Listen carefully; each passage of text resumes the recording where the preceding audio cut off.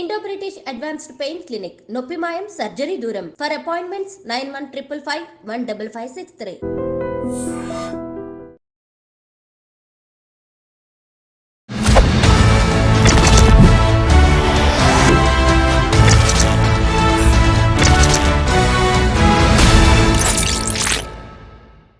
అందరికీ నమస్కారం. నేను Swarupa Potlapalli. Welcome to iDream. Hyderabad లోని మేడ్చల్లో ఉన్న సిఎంఆర్ కాలేజీలో సీసీ కెమెరాల వ్యవహారం బయటకు వచ్చింది. కాలేజీ హాస్టల్లోని అమ్మాయిల బాత్రూమ్స్ లో సీసీ కెమెరాలను రహస్యంగా అమర్చి దాదాపు 300 వీడియోలు తీసినట్టుగా వ్యవహారం బయటకు వచ్చింది. ముఖ్యంగా ఈ విషయం తెలియగానే అమ్మాయిలు ఆందోళనకు దిగారు. అసలు బాత్రూమ్స్ లో సీసీ కెమెరాస్ ను ఎలా ఫిట్ చేశారు, ఎందుకు చేశారు, వాటిని చూపించి స్టూడెంట్స్ ను బ్లాక్ మెయిల్ ఎలా చేస్తున్నారు, ఇలా అనేక విషయాల మీద మాట్లాడడానికి నాతో పాటు ఐటీ ఎక్స్పర్ట్ నల్లమోతు శ్రీధర్ గారు ఉన్నారు. ఆయనతో మాట్లాడదాం. నమస్తే శ్రీధర్ గారు. నమస్తే సురత్ గారు. సీసీ కెమెరాలు అనేవి హడలు కొడుతున్నాయండి. ముఖ్యంగా అమ్మాయిల హాస్టల్స్ లో వాటిని అమర్చి వారి పర్సనల్ వీడియోస్ ని బయటకు తీయడమే కాకుండా బయటకు పంపించి వాటిని షేర్ చేస్తూ అమ్ముతూ బిజినెస్ చేసుకుంటున్నారు. కోట్లాది రూపాయలు దండుకుంటున్నట్టుగా కూడా తెలుస్తుంది. ముఖ్యంగా ఈ సిఎంఆర్ కాలేజ్ లో బాత్రూమ్ లో ఎలా సీసీ కెమెరాస్ ను ఫిట్ చేసి ఉంటారంటారు? అంటే వాస్తవంగా స్వరూప్ గారు, దేశవ్యాప్తంగా కూడా కెమెరాస్ చాలా సంచలనం సృష్టిస్తూ ఉన్నాయి. కాలేజీల్లోనూ లేకపోతే గతంలో చెన్నైలో వర్కింగ్ ఉమెన్స్ హాస్టల్లో రకరకాల జాబ్ చేయడం కోసం అక్కడికి వచ్చేసి ఒక చిన్న హాస్టల్లో ఉంటుంటే అక్కడ అసలు ఓనర్ పెట్టడం అలా జరుగుతుంది. యాక్చువల్ రకరకాల ఫామ్ ఫ్యాక్టర్స్ లో కెమెరాస్ ఉంది స్వరూప్ గారు. ఫామ్ ఫ్యాక్టర్ అంటే రకరకాల రూపాలు. ఉదాహరణకి ఇప్పుడు నేను ఫర్ ఎగ్జాంపుల్ ఒక ఇయర్ బడ్స్ అనే దాన్ని చూపిస్తున్నాను. దీంట్లో కూడా కెమెరాని పెట్టవచ్చు. హ్యాంగర్ లో పెట్టవచ్చు, షర్ట్ బటన్ లో పెట్టవచ్చు. లేకపోతే ఇక్కడ మనం చూస్తే కనుక లాస్ట్ టైం ఏపీలో గుడ్లవల్లేరు కాలేజ్ లో చూస్తే షవర్ లో కూడా పెట్టే స్కోప్ అనేది ఉంటుంది. ఎందుకంటే కెమెరాకు సంబంధించి కెమెరా ఈ రోజు చాలా చిన్న డాట్, చిన్న పిన్ హోల్ ఉంటే చాలు. పిన్ హోల్ ద్వారా high resolution, full HD 4K resolution కూడా క్యాప్చర్ చేయగలిగేటంత సెన్సార్స్ కెమెరా ఈ రోజు వచ్చి ఉన్నాయి. ఎంత హై డీటెయిల్ అయినా అది రికార్డ్ చేయగలుగుతుంది. దానికి కావాల్సింది ఏంటంటే కనుక ఒక మెమరీ కార్డు, కొంత పవర్ సప్లై ఉంటే సరిపోతుంది. మెమరీ కార్డులు ఏం చేస్తారంటే వీళ్ళు ఎప్పుడైతే కెమెరా ఫిట్ చేస్తారో అది బాత్రూమ్ లో ఎక్కడైనా ఫిట్టింగ్స్ ఉంటాయి కదా, రకరకాల ఫిట్టింగ్స్ ఉంటాయి. ట్యాప్స్ కావచ్చు, లేకపోతే మిర్రర్స్ కావచ్చు, ఇంకా లేకపోతే ఈ షవర్ లో దగ్గర ఇలాగా ఎక్కడైనా కానీ ఫిట్ చేసే స్కోప్ అనేది ఉంటుంది. గోడలో చిన్న హోల్, అది యాక్చువల్గా మనం ఏం చేయాలి అంటే ఏదో సంథింగ్ చీమలో టైప్ ఆఫ్ ఇదేదో చిన్న హోల్ ఉంది అనుకుంటారు, కానీ అది ఆ హోల్ కెమెరాకి సంబంధం కూడా ఉండొచ్చు. దాంట్లో ఫిట్ చేసిన తర్వాత 2 రకాల అరేంజ్మెంట్స్ ఉంటాయి. ఒకటే, ఒక ఫిట్టింగ్ లో ఏదైనా చేస్తే కనుక దాంట్లోనే మెమరీ కార్డు ఉంటుంది. అంటే ఇప్పుడు షవర్ లాంటి వాటిలో చేసి దాని మెమరీ కార్డు ఉంటుంది. ఎప్పుడోసారి ఎవరో లేనప్పుడు అర్ధరాత్రి టైంలో వెళ్ళేసి ఆ మెమరీ కార్డుని తీసుకొచ్చేసి డేటా కాపీ చేసుకొని దాన్ని ఫార్మేట్ చేసేసి మళ్ళీ ఫ్రెష్ గా కాపీ చేయడానికి సిద్ధంగా ఉంటారు. ఇది ఒక మెథడ్ అనేది ఉంటుంది. దాంట్లోనే పవర్ సప్లై బ్యాటరీ లాంటివి ఉండొచ్చు. మనిషి మోషన్ సెన్సార్ టెక్నాలజీ, మనిషి వచ్చినప్పుడే రికార్డ్, ఎందుకంటే కంటిన్యూస్ రికార్డ్ అవుతుంటే బ్యాటరీ వేస్ట్ అవుతుంది కాబట్టి మనిషి వచ్చినప్పుడు మాత్రమే రికార్డ్ అయ్యేలాగా దాంట్లో సెట్టింగ్స్ కూడా చేసే స్కోప్ అనేది ఉంటుంది. ఎలా చేయవచ్చు. కొన్నిసార్లు ఏం చేస్తారంటే power supply, external power supply ఇస్తుంటారు. ఇప్పుడు ఉదాహరణకి అక్కడ పనిచేసే సిబ్బంది కానీ వీళ్ళంతా కూడా వీళ్ళకి తెలిసిన వాళ్ళు ఉంటే కనుక, అసలు వాళ్ళే ఆపరేట్ చేస్తుంటే కనుక పక్కన గోడలో వెనక గోడకే హోల్ చేసేసి పవర్ సప్లై ఇవ్వటం కావచ్చు. లేదా ఎక్స్టర్నల్ గా హార్డ్ డిస్క్ లాంటివి కనెక్ట్ చేయడం కావచ్చు, ఎక్స్ట్రా స్టోరేజ్ కోసం. ఇలాంటివి కూడా చేసే స్కోప్ అనేది ఎక్కువగా ఉంటుంది. అదొక విధానం. లేకపోతే ఏంటంటే ఈ పర్టిక్యులర్ ఫిట్టింగ్స్ లో ఉండే వాటినే కాకుండా పర్మనెంట్ గా కూడా ఫిక్స్ చేసే స్కోప్ అనేది ఉంటుంది. పర్మనెంట్ గా ఎక్కడైనా కానీ కన్స్ట్రక్షన్ టైంలోనే, కొన్ని చోట్ల వచ్చినప్పుడు కన్స్ట్రక్షన్ టైంలోనే ఎవరైనా వర్కర్స్ కానీ వీళ్ళు కాంప్రమైజ్ చేసేసి ఇక్కడేదో సంథింగ్ మనం చూస్తూ ఉంటాం. కొన్ని చోట్ల వైల్డ్ ఎక్స్టెన్షన్ బాక్స్ కోసం ఏంటంటే చిన్న హోల్ ఉండి పైన కప్పు కవర్ చేస్తూ ఉంటారు. లోపల మనం ఓపెన్ చేసినప్పుడు ఏదన్నా కానీ వైర్లు జాయిన్ చేయడం స్కోప్ ఉంటుంది. అలాంటివి కూడా కెమెరాస్ కోసం వాడుకోవడం జరుగుతుంది. ఇవేం చేస్తాయి అంటే నైట్ టైము ఐఆర్ బేస్డ్ గా పనిచేసి చీకట్లో కూడా మనీ ఐడెంటిఫై చేసి గా బ్లాక్ వైట్ లో వీడియోని రికార్డ్ చేసేలాగా, లైట్ లేకపోయినా కూడా రికార్డ్ చేసేలాగా కూడా మనకి ఈ రోజు కెమెరాస్ వచ్చి ఉన్నాయి. సో ఈ చైనా మార్కెట్లో దొరుకుతాయి సులభంగా. సో వీళ్ళేంటంటే అందరిలోనూ లేకపోతే చైనా మార్కెట్ నుంచి రకరకాల పద్ధతులు తెప్పించుకొని, సో మనం చూస్తే కనుక టెలి మార్కెటింగ్ సంబంధించిన కొన్ని వీటిలో మన టీవీ పెట్టినప్పుడు టెలి మార్కెటింగ్ ఉంటుంది. సో అలాంటి వాటిలో కూడా మీకు హై క్వాలిటీలో రికార్డ్ చేసే పెన్ కెమెరా అంటుంటుంది, ఎంత 500 1000 రూపాయలకు వస్తుందని యాడ్లు కనపడుతుంటాయి. అంటే అంత విచ్చలవిడిగా మార్కెట్ లో దొరకడం అనేది ఈ రోజు పెద్ద సమస్య అయిపోయింది. శ్రీధర్ గారు, ముఖ్యంగా ఈ సిఎంఆర్ కాలేజ్ లో పనిచేస్తున్న పని వాళ్లే వీటిని అమర్చినట్టుగా తెలుస్తుంది. 12 మంది దగ్గర నుంచి పోలీసులు ఇప్పటికే సెల్ ఫోన్స్ ను స్వాధీనం చేసుకున్నారు. అంటే వీళ్ళు సొంతంగా ఈ వీడియోస్ ని చూడడానికి చేసి ఉంటారంటారా, లేదంటే వీటిని బయట అమ్మడానికి చేశారా, లేదంటే కాలేజీ యాజమాన్యం నుంచి ఎవరైనా ఇలాంటివి చేయించే అవకాశం ఉందంటారా? అంటే ఒకటండి, ఇన్వెస్టిగేషన్ లో అసలు ఏం జరుగుతుంది అన్నది పూర్తిగా మనకు తెలిసి వచ్చేంతవరకు మనం కామెంట్ చేయలేము. ఎందుకంటే వాస్తవంగా ఇప్పుడు పోలీసులు మనం స్వాధీనం చేసుకున్న ఫోన్లు అనుకుంది, స్వాధీనం చేసుకున్నప్పుడు దాంట్లో ఈ రికార్డ్ చేయబడిన ఫుటేజ్ ఉందా లేదా అన్నది పోలీసులు ఇన్వెస్టిగేషన్ లో, ఫోరెన్సిక్ లో కానీ వీటన్నింటిలో కూడా ఒకవేళ డేటా డిలీట్ చేశారనుకోండి, ఫోరెన్సిక్ లో డిలీట్ చేయబడిన డేటాను రిట్రీవ్ చేయడానికి కూడా స్కోప్ అనేది ఉంటుంది. కాబట్టి అదంతా ఇన్వెస్టిగేషన్ మనకు అర్థమయ్యే విషయం. కానీ ఎక్కడైనా కూడా అక్కడ ఉండే సిబ్బంది యొక్క ప్రమేయం లేకుండా ఇలాంటివి జరగవు. ఖచ్చితంగా కూడా ఒకళ్ళిద్దరైనా సిబ్బంది ప్రమేయం అనేది, ఏ కాలేజీ అయినా ఎక్కడ కూడా బయట రకరకాల ఎస్టాబ్లిమెంట్స్ లో కూడా అక్కడ పనిచేసే వాళ్ళ ప్రమేయం లేకుండా ఇలాంటి వాటిని ఎగ్జిక్యూట్ చేయడం సాధ్యపడదు. సో ఖచ్చితంగా కూడా ఒకవేళ ఇది 100% ఇదంతా జరిగింది అనుకుంటే, అంటే ఆరోపణ స్థాయిలో గురించి ఇదంతా కూడా నిజమే, సో ఎవ్రీథింగ్ జరిగింది అని చెప్పేసి మనకు ఆధారాలతో సహా మనం బయటపెడితే కనుక డెఫినెట్ గా సిబ్బంది పాత్ర ఉంటుంది. సో ఇక మేనేజ్మెంట్ పాత్ర ఉందా లేదా అన్నది సెకండ్ థింగ్, అదంతా ఇన్వెస్టిగేషన్ లో తేల్సిన విషయం. శ్రీధర్ గారు, అసలు 300 వీడియోలు రికార్డ్ చేశారంటే మామూలు విషయం కాదు. చాలా కాలంగా ఇది జరుగుతున్నట్టుగానే ఉంది.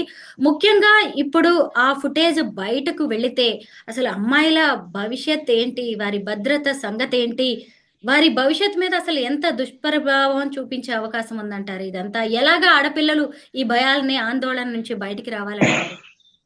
వాస్తవంగా కాలేజీకి వెళ్ళాలంటేనే భయపడే పరిస్థితి వస్తుంది, సురత్ కాదు. ఇప్పుడు వాస్తవం గుడ్లవల్లేరు కాలేజీ అప్పుడు కూడా నేను అక్కడ కొంతమంది స్టూడెంట్స్ తో మాట్లాడడం జరిగింది, మీడియాలో మాట్లాడడం జరిగింది. నిజంగా తల్లిదండ్రులు అల్లారు ముద్దుగా పెంచుకున్న పిల్లల్ని కాలేజీకి పంపించి వాళ్ళు బాగా చదువుకొని మంచిగా లైఫ్ లో సెటిల్ అయితే, ముఖ్యంగా ఆడపిల్లలు ఆర్థికంగా వాళ్ళు సెటిల్ అయితే కనుక ఎప్పుడు కూడా కుటుంబం మీద భర్త మీద ఆధారపడాల్సిన పని లేదు, ఇండివిజువాలిటీ ఉంటుందని చెప్పేసి ఒక విజన్ తో తల్లిదండ్రులు పంపిస్తూ ఉంటారు కాలేజీకి. సో అలాంటి చోట్ల వాళ్ళకి కనీసం ఒక బేసిక్ లెవెల్ ఆఫ్ సెక్యూరిటీ కూడా అందించలేకపోతుంటే, ఇక్కడ మీ పిల్లలు చాలా సురక్షితంగా ఉంటారు, చదువుకుంటారు, మేము అన్ని రకాల భద్రతను పాటిస్తున్నాం అని చెప్పేసి ఒక స్టాండర్డైజ్ ప్రోటోకాల్ అనేది ఇవ్వలేకపోయిన రోజున, ఇలాగా రకరకాల ఇన్సిడెంట్లు మళ్ళీ రిపీట్ జరుగుతున్న రోజున, యాక్చువల్లీ నేను లాస్ట్ టైం గుడ్లవల్లి జరిగినప్పుడు ప్రపోజల్ ఆల్మోస్ట్ అన్ని కాలేజెస్ అప్పీల్ చేస్తూ అన్నాను ఏంటంటే, గవర్నమెంట్, అది ఏపీ గవర్నమెంట్ కావచ్చు, తెలంగాణ గవర్నమెంట్ కావచ్చు, ఇండియా లెవెల్లో కావచ్చు, ఒక కాలేజీకి పర్మిషన్స్ ఇచ్చేటప్పుడు అక్కడ నిజమైన సిబ్బంది కరెక్ట్ గా ఉన్నారా, వసతులు సరిగ్గా ఉన్నాయా, ఇవన్నీ చూస్తారు. కానీ ఇక నుంచి సెక్యూరిటీ పరంగా కొంతమంది వ్యక్తుల్ని అపాయింట్ చేసి అక్కడ ఒక సూపర్వైజర్ని పెట్టి ఎప్పటికప్పుడు సెక్యూరిటీ ఆడిట్ చేస్తూ హాస్టల్ గదుల్లో ఎలాంటి ఇబ్బందికరం లేకుండా, సో ఈ విద్యార్థుల నుంచి కూడా ఒక 2-3 లీడర్స్ గా పెట్టేసి వాళ్ళు కూడా దగ్గర ఉండే స్క్రూటినీ చేసేలాగా ఇలాంటి ఏర్పాటు చేస్తే తల్లిదండ్రులు పిల్లల్ని కాలేజీకి పంపించడం అనేది భయం లేకుండా పంపించగలుగుతారు. కానీ ఇక్కడ నుంచి ఖచ్చితంగా అట్లీస్ట్ ఎప్పటికైనా కానీ ఈ మెజర్స్ తీసుకోలేకపోతే, అంటే మీకు మీ కాలేజీకి పర్మిషన్ రెన్యువల్ చేయాలి అంటే మీరు ఎలాంటి ఏర్పాటు చేయండి, లేకపోతే గవర్నమెంట్ పర్మిషన్ ఇవ్వదని గవర్నమెంట్ ఒక రెగ్యులేషన్ తీసుకురాగలిగితేనే వీటికి అడ్డు కట్టబడుతుంది. లేకపోతే ఏంటంటే ఎవరొకళ్ళు ఇప్పుడు యాక్సెస్ ఉన్నవాళ్ళు, హాస్టల్ గదులకి బాత్రూమ్లకి యాక్సెస్ ఉన్నవాళ్ళు వెళ్ళేసి బిగించి వచ్చిన విషయం కూడా ఎవరికి తెలియదు. బిగించి వచ్చిన తర్వాత బాధపడుతూ కూర్చొని ఇలా వీడియోలు వచ్చినాయని చెప్పేసి అనుకుంటే ఏం లాభం? ఖచ్చితంగా కూడా సెక్యూర్డ్ జోన్ క్రియేట్ చేయాల్సిన బాధ్యత కాలేజీలకు ఉంది. సో కాలేజీలకు పర్మిషన్స్ ఇచ్చే ప్రభుత్వాలు కూడా ఒక పాలసీ మేకింగ్ లో దీన్ని తీసుకురావాల్సిన అవసరం అయితే ఉంది. లేకపోతే తల్లిదండ్రులు పిల్లలను చదివించాలి, కాలేజీకి పంపించాలంటే కనుక భయపడే పరిస్థితి ఉంది. ఎందుకంటే వీళ్ళకి రేపు పెళ్లిళ్ళు కావాలి, సో ఎన్నో రకాల సమస్యలు, ఎంత ఇది కాంప్లికేటెడ్ థింగ్ అంటే వాళ్ళ భవిష్యత్తుకు సంబంధించిన విషయం. శ్రీధర్ గారు, లాస్ట్ డిసెంబర్ లో కూడా ఉత్తరప్రదేశ్ లోని ఓ స్కూల్లో ఇలాంటి ఇన్సిడెంటే బయటపడిందండి. టీచర్స్ వాడే బాత్రూమ్ లో ఏకంగా స్కూల్ డైరెక్టరే సీసీ కెమెరాస్ పెట్టి తన ల్యాప్టాప్ కి తన సిస్టమ్ కి వాటిని కనెక్ట్ చేసుకుని ఆ వీడియోస్ చూస్తున్నారు అంటే అసలు మనుషుల్లో ఎంత పర్వర్షన్ పెరిగిపోయినట్టండి. ముఖ్యంగా ఈ మధ్య ఒక రిపోర్ట్ కూడా బయటకు వచ్చింది. ఇలాగా రికార్డెడ్ షూటింగ్ లాంటి పోర్న్ వీడియోస్ కంటే కూడా అన్ఎక్స్పెక్టెడ్ గా న్యాచురల్ గా తీసిన ఈ వీడియోస్ కి ఎక్కువ డిమాండ్ ఉంది మార్కెట్ లో అని కూడా ఒక విషయం బయటకు వచ్చింది. మీరేమంటారు దీని మీద? ఎందుకు ఇలా ఇది జరుగుతుంది? యాక్చువల్లీ మీరు అన్నట్లు పోర్న్ సైట్స్ లో కానీ స్టాటిస్టికల్ గా చూస్తే మీరు అన్నది నిజం. పోర్న్ సైట్స్ ఇలాంటి వాటన్నిటిలో కూడా ఏదో సంథింగ్ ప్రొఫెషనల్ పోర్న్ కంటెంట్ వీటన్నిటికన్నా కూడా పీపుల్ ఈ type of random people random persons యొక్క సో ఇన్విజిబుల్ గా షూట్ చేసిన కంటెంట్ ఇలాంటి వాటిని ఎక్కువ కన్జ్యూమ్ చేయడం అనేది చూస్తున్నాం. అంటే ఒక రకంగా చెప్పాలంటే మనుషులు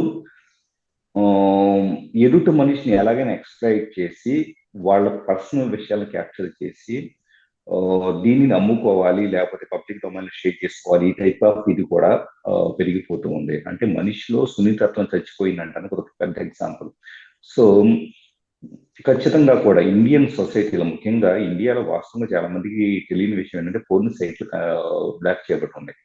సో అయినా కూడా రకరకాల పద్ధతులు యూజ్ చేసి పోర్న్ సైట్లు అనేది యాక్సెస్ చేస్తూ ఉన్నారు. ఆ సైట్లలో ఇలాంటివన్నీ కూడా అప్లోడ్ చేయబడుతూ ఉంటాం. వాటికి ఇంకా పెయిడ్ సబ్స్క్రిప్షన్స్ మీకు చాలా చోట్ల వచ్చేటప్పటికి ఏం జరుగుతుందంటే, స్వరూప్ గారు, ఒక వెబ్సైట్ పోర్న్ సైట్ ఉందనుకోండి, ఎవరైనా అకౌంట్ క్రియేట్ చేసుకుంటే ఇలాంటి కంటెంట్ అంతా గ్యాదర్ చేసేసి అక్కడ అప్లోడ్ చేస్తే ఎవరైతే ఉంటారో కన్జ్యూమర్స్, కంటెంట్ కన్జ్యూమ్ చేసేవాళ్ళు, వాళ్ళు సబ్స్క్రిప్షన్ పే చేస్తే సబ్స్క్రిప్షన్ లో కొంత షేరు వీళ్ళ వీడియోస్ చూస్తూ ఉంటే వీళ్ళకి వస్తూ ఉంటుంది. డబ్బుల కోసం తక్కువ పడేసి ఈ టైప్ ఆఫ్ యాక్టివిటీస్ చేస్తున్న వాళ్ళు కూడా పోలేదు. సో ఖచ్చితంగా చాలా సెన్సిటివ్ అయిపోయింది ఇష్యూ. ముందు ముందు వచ్చేటప్పటికే ఒక ప్రాపర్ రెగ్యులేషన్ లేకపోతే, చట్టాలు లేకపోతే కనుక, పట్టుబడిన వాళ్ళని శిక్షించడం లేకపోతే కనుక ఇలా కంటెంట్ వాళ్ళ ఇది అంటే కెమెరాస్ పెట్టేసి వాళ్ళ ప్రైవేట్ కంటెంట్ క్యాప్చర్ చేసి అమ్ముకోవడం, ఇదంతా కూడా ఒక టైప్ ఆఫ్ మాఫియా లాగా తయారయ్యే అవకాశం లేకపోలేదు. అయితే ఎక్కడో ఏ కాలేజీలోనో ఏ హాస్టల్లోనో ఎవరో అమర్చిన సీసీ కెమెరాల కంటే ముఖ్యంగా మన చేతిలో ఉండే, మనకి ప్రపంచాన్ని చూపిస్తున్న అరచేతిలోనే ఈ ఫోన్ వల్ల కూడా మనకి చాలా థ్రెట్ ఉంది అంటున్నారు. ముఖ్యంగా మనం ఒక కాల్ మాట్లాడుతున్నప్పుడు, ఒక వీడియో కాల్ చేస్తున్నప్పుడు ఒకవేళ కెమెరా కూడా ఆటోమేటిక్ గా ఆన్ అయిపోయి మన వీడియోస్ ని రికార్డ్ చేసే ఛాన్స్ కూడా ఉంది అని చెప్తున్నారు. ఇది ఎంతవరకు నిజం శ్రీధర్ గారు? స్వరూప్ గారు, ఇప్పుడు ఎవరన్నా కానీ ఒక లింక్ పంపించున్నారు అనుకోండి, సో ఏదో లింక్ పంపించడం, నెట్లో ఏదో బ్రౌజ్ చేస్తూ ఉండటం చేస్తూ ఉన్నప్పుడు మనం తెలుసో తెలియదు క్లిక్ చేస్తాం. క్లిక్ చేసిన తర్వాత మన ఫోన్లో ఉండే ఫ్రంట్ కెమెరా కావచ్చు, ఫోన్ ఏదో మనం చూస్తూ ఉంటాం, ఏదో చదువుకుంటూ ఉంటాము, లేదా ఫేస్బుక్ లాంటివి చూస్తూ ఉంటాం, ఆటోమేటిక్గా తెలియకుండా ఫ్రంట్ కెమెరా నుంచి మన ఫేస్, మన బ్యాక్గ్రౌండ్, ఎవ్రీథింగ్ అనేది రికార్డ్ అయిపోతూ ఉంటుంది. సో బ్యాక్ కెమెరా నుంచి కావచ్చు, మనం లొకేషన్ కావచ్చు, ఒక దగ్గర కూర్చొని మనం ఇలా ఏదైనా మాట్లాడుకుంటున్నాం, మనం ఏం మాట్లాడుకుంటున్నాం ఆడియో అంతా కూడా ఎవరైతే హ్యాకర్ ఉంటారో వాళ్ళకి పంపించబడుతూ ఉంటుంది. ఇదంతా కూడా తెలియకుండా ఎన్నో రకాల ప్రమాదాలు మన ఫోన్కి వచ్చే లింకుల ద్వారా కొంచెం ఉన్నాయి. క్లిక్ చేస్తే కనుక ఆటోమేటిక్ స్కోప్ అనేది ఉంటుంది. ఇది మాత్రమే కాదు, ఇదంతా హ్యాకింగ్ పాయింట్ ఆఫ్ వ్యూలో ఇప్పుడు అన్నిటికంటే ప్రమాదం. మనం బాత్రూమ్ కెమెరాల గురించి మనం మాట్లాడుకుంటున్నాం, ఇదొక ఎత్తు. బయటికి వెళ్తే ఇప్పుడు ఫోన్ ఏం చేస్తానంటే కనుక, మనం అంటే కొంతమంది వీళ్ళు ఎవరైతే క్రిమినల్స్ ఉంటారో ఏం చేస్తారో జేబులో ఇలా పెట్టుకుంటారు. పెట్టుకున్న తర్వాత కెమెరా బ్యాక్ సైడ్ ఇలా ఉంటుంది. సో కొన్ని అప్లికేషన్స్ వాడి వాళ్ళు ఫ్రంట్ వైపు ఉండే షాపింగ్ మాల్కి వెళ్తారు, ఫ్రంట్ వైపు ఉండే వ్యక్తుల యొక్క వీడియోస్ రికార్డ్ చేస్తారు. సో పొరపాటున ఎవరైనా అనుమానం ఫోన్ తీసుకుంటే అక్కడ ఏమి ఉండదు, అది బ్యాక్గ్రౌండ్ రన్ అవుతూ ఉంటుంది. ఇప్పుడు వీళ్ళు ఏం చేస్తారు, ఈ వీడియో మొత్తాన్ని రికార్డ్ చేసేసి తీసుకువెళ్ళేసి ఎవరైతే ఫేస్, ఇప్పుడు షాపింగ్ మాల్లో చాలా మంది అమ్మాయిలు, రకరకాల పీపుల్ వస్తూ ఉంటారు, కుటుంబాలు వస్తూ ఉంటారు. సో వీళ్ళ ఫొటోస్ మొత్తాన్ని, వీళ్ళ యొక్క వీడియో ఫుటేజ్ రికార్డ్ అయింది కదా, ఫేసెస్ మొత్తాన్ని తీసి డీప్ ఫేక్ లో, సో వీళ్ళని ఒక స్పెసిఫిక్ ఫోన్ కంటెంట్ లో ఓవర్లాప్ చేస్తారు. దాన్ని ఇంకేమనుకోవాలి, ఎంతో దారుణమైన పరిస్థితి ఏర్పడ్డాయి. అంటే షాపింగ్ మాల్కి వెళ్ళినా, మనకి బస్ స్టాండ్స్, లేకపోతే పబ్లిక్ ప్లేసెస్, సినిమా థియేటర్స్కి వెళ్ళినా కూడా ఈ టైప్ ఆఫ్ ప్రమాదాలు అనేది కొంచెం ఉన్నాయి. సో డెఫినెట్ గా కూడా దీని మీద కొంత రెగ్యులేషన్ అయితే అవసరం ఉంది.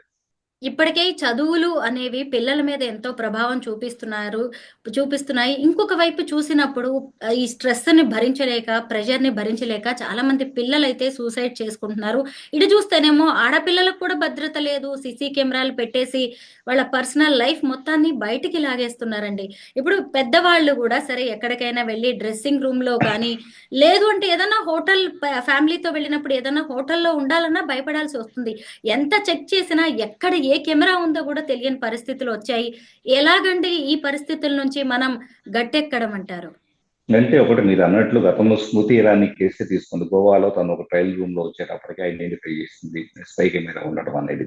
సో పెద్ద పెద్ద వాళ్ళకి మినిస్టర్, అప్పట్లో తన మినిస్టర్ స్థాయిలో ఉన్న వ్యక్తికి తనకి ప్రాబ్లం ఫేస్ చేస్తుంది. కాబట్టి సామాన్యులు అది కామన్ గా జరుగుతూ ఉంది. ఇప్పుడు మీరు అన్నట్లు ఏదో షాపింగ్ మాల్కి వెళ్ళి ఉన్నారు, వెళ్ళిన తర్వాత అక్కడ ఏదో ట్రయల్ రూమ్ లో కెమెరా పెట్టబడి ఉంది అనుకోండి. సో యాక్చువల్లీ బగ్ డిటెక్టర్ అని కొన్ని రకాల అప్లికేషన్స్ తో కొంత స్కాన్ చేసేస్తుంది, కానీ దానికోసం ఏం చేయాలి, కంప్లీట్ లైట్లు ఆఫ్ చేయాలి. లైట్లు ఆఫ్ చేయడానికి పాసిబుల్ కాదు.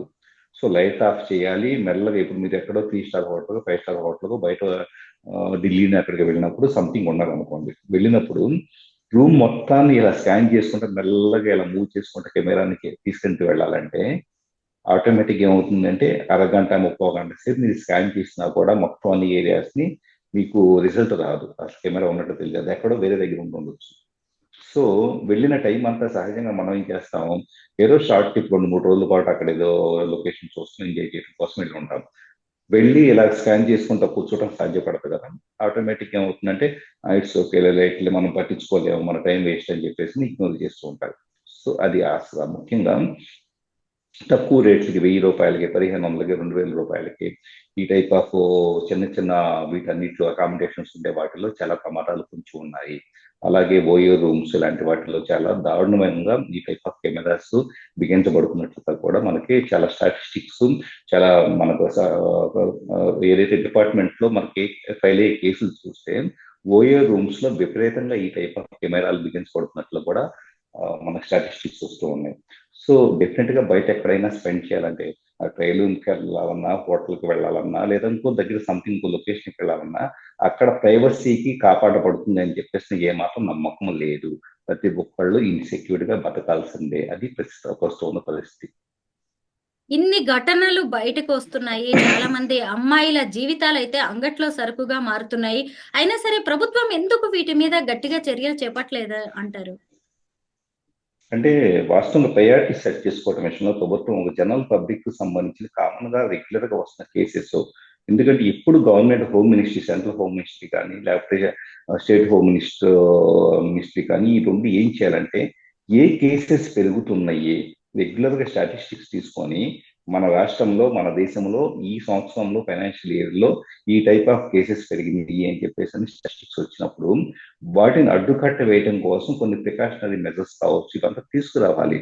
ఎందుకంటే welfare of the public it self ప్రభుత్వాలు ఉన్నప్పుడు నాట్ ఓన్లీ ఒక రోడ్లు, బిల్డింగ్లు, లేకపోతే కనుక ఈ టైప్ ఆఫ్ పబ్లిక్ హెల్త్ ఇలాంటి ఒక క్రూషియల్ సెక్టర్ మాత్రమే కాదు, డైనమిక్స్ చేంజ్ అయినప్పుడు సొసైటీలో వచ్చేటప్పుడు కొత్త ఛాలెంజెస్ వస్తూ ఉన్నప్పుడు సో పీపుల్ యొక్క వెల్ఫేర్ చూడాల్సిన ప్రభుత్వాలు ఏం చేయాలంటే వెల్ఫేర్ స్కీమ్స్ మీద కన్నా కానీ ప్రజల భద్రత అనేది ఎలా ఉండేది, సో వాళ్ళకి కావాలంటే ఒక ప్రొటెక్షన్ అనేది బయట దొరుకుతుందా లేదా అని చెప్పేసి గమనించి ఎక్కడైనా ఏం అవసరం లేదు, ఎక్కడైనా ఇలాంటి పట్టుబడితే ఇలాంటి శిక్ష వేస్తామని చెప్పేసి ఒక భయం సృష్టించడం. ప్లస్ పర్మిషన్ ఇచ్చేటప్పుడు హాస్టల్స్ కానీ, కాలేజీలకు కానీ పర్మిషన్స్ ఇచ్చేటప్పుడు పూర్తిగా సెక్యూరిటీ ఆడిట్ అనేది చేసి అక్కడ నిజంగా 100% సెక్యూర్గా ఉందా లేదా చేసి అప్పుడు మాత్రమే పర్మిషన్ ఇవ్వడం. ఇలాంటి ఒక బేసిక్ మెజర్స్ తీసుకుంటే కనుక పోతుంది, అంతకు మించి ఏం అవసరం లేదు. థ్యాంక్ యూ శ్రీధర్ గారు. సీసీ కెమెరాలకి సంబంధించి చాలా మంచి వివరణ ఇచ్చారు. చాలా మంచి విషయాలు చెప్పారు. Thank you so much.